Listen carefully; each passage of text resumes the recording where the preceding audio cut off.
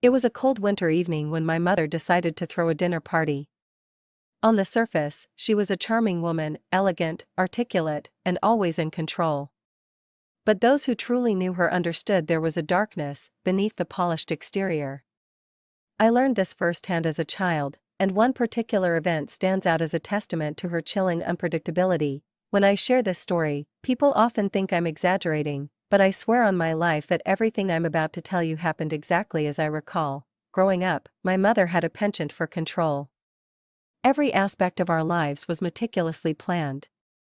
The house was immaculate, not because she enjoyed cleanliness, but because disorder symbolized chaos. And chaos threatened her power. I'd learned early on to tread lightly around her. But nothing could have prepared me for the dinner party she hosted that fateful night. The guests arrived promptly at 7. They were an eclectic mix of her colleagues, neighbors, and a few distant relatives. My mother greeted them with her trademark smile, her emerald green dress shimmering in the soft glow of the chandelier. To the untrained eye, she was the perfect hostess, her laugh light and melodic as she exchanged pleasantries. But I knew better. There was an edge to her tonight, something almost imperceptible, a gleam in her eye, a tension in her movements. The evening started uneventfully. Guests sipped wine and nibbled on hors d'oeuvres as they mingled. My mother's charm was in full effect, and she moved through the room like a conductor orchestrating a symphony. I stayed in the background, a silent observer, as I often did. My role was to blend in, to not draw attention to myself. It wasn't until dinner was served that things began to unravel. The meal was an elaborate affair: roast lamb, truffle mashed potatoes, and a medley of roasted vegetables. As everyone settled around the table, my mother raised her glass for a toast. "To new beginnings," she said, her voice smooth and commanding. The guests echoed her sentiment, their glasses clinking in unison.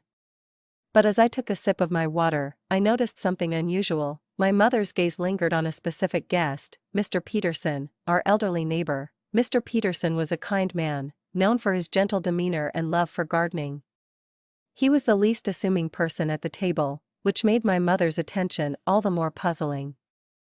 Throughout the meal, she directed subtle jabs his way, a comment about his limited palate, a remark about his disheveled appearance. Her words were laced with venom, though cloaked in humor.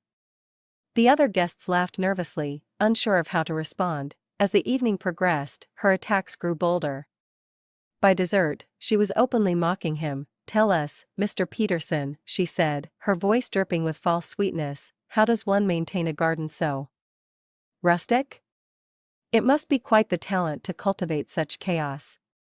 The room fell silent. Mr. Peterson, visibly uncomfortable, fumbled for a response.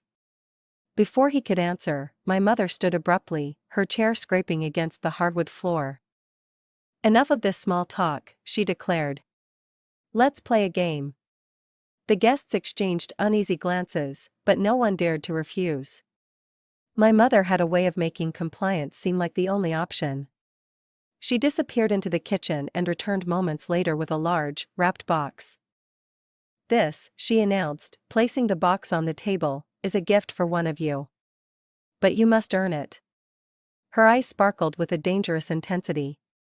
She explained the rules: each guest would take turns answering a question about the others. Correct answers would earn points, and the person with the most points would win the mysterious prize. The questions started innocuously enough: favorite colors, childhood memories, harmless trivia. But as the game progressed, the questions became more invasive. "Mr. Thompson," she purred, turning to her boss, "what was the reason for your divorce last year? Surely, you've shared that with the group." The color drained from Mr. Thompson's face. He stammered, I don't think that's appropriate." "Nonsense," my mother replied, her smile unyielding. "We're all friends here."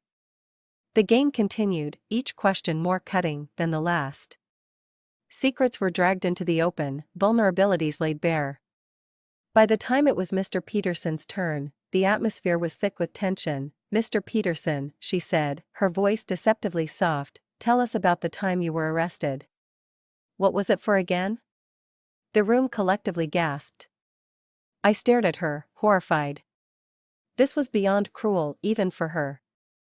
Mr. Peterson's hands trembled as he tried to respond, but words failed him. Tears welled in his eyes, and he looked away, humiliated. No answer? She asked, feigning disappointment. How unfortunate. I suppose that means you're out of the game. She laughed, a cold, mirthless sound that sent shivers down my spine. The other guests sat frozen, unsure whether to confront her or remain silent.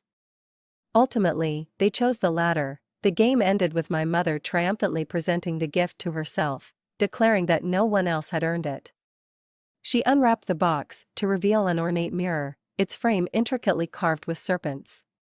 She held it up, admiring her reflection. A perfect prize for a perfect evening, she said, her voice dripping with self-satisfaction. As the guests began to shuffle out, subdued and defeated, the power went out, plunging the house into darkness. Gasps filled the air, and the tension in the room skyrocketed. My mother, unfazed, lit a single candle she had seemingly prepared for this exact moment. The flickering flame cast eerie shadows on her face, amplifying her sinister demeanor. Perhaps the night isn't over after all, she murmured, her voice carrying a chilling finality. What are you planning? I whispered, a knot forming in my stomach. She turned to me, her expression unreadable in the dim light. Sometimes, darling, chaos is the most exquisite form of entertainment. Without warning, she shattered the mirror against the table, shards flying across the room. The guests screamed, backing away in horror. Now, she said, her voice rising over the commotion, let's see who among us truly thrives under pressure. As if on cue, a deafening crash came from the direction of the living room. One of the guests, panicked, had tripped over a table, sending glassware flying. My mother didn't flinch. Instead, she stalked over, her steps deliberate, and loomed over the trembling man. Careless, she hissed, her voice cutting through the chaos. Is that how you manage your life, Mr. Thompson? The front door banged open suddenly, and wind howled through the hallway. Another guest had tried to flee, but the storm outside was fierce, snow swirling violently in the air. My mother turned sharply, her expression a mix of fury and delight. Running? She sneered. How predictable. She grabbed a fire poker from the hearth, its tip glowing faintly from the earlier embers. The guests recoiled as she brandished it, the metal catching the dim candlelight. Sit, she commanded. No one leaves until the game is truly over. One brave guest, a young woman named Sarah, stood and faced her. This has gone too far, she said, her voice shaking but resolute. We're leaving. Are you? My mother said, her lips curling into a sinister smile. She moved with startling speed, flipping the dining table onto its side. Plates and glasses shattered, creating a barrier of debris. Enough. I screamed, my voice cutting through the chaos. I stepped forward, placing myself between her and the guests. You need to stop this. For a moment, the room was still. My mother's eyes bore into mine, a flicker of something, surprise, maybe, breaking through her mask. But it was gone as quickly as it came. Very well, she said, lowering the fire poker. If you think you can control this chaos, be my guest. The guests seized the moment. Sarah led the charge, ushering people toward the door. I stayed behind, my heart pounding as my mother turned her attention back to me. You think you've won? She whispered, her voice low and dangerous. This is far from over.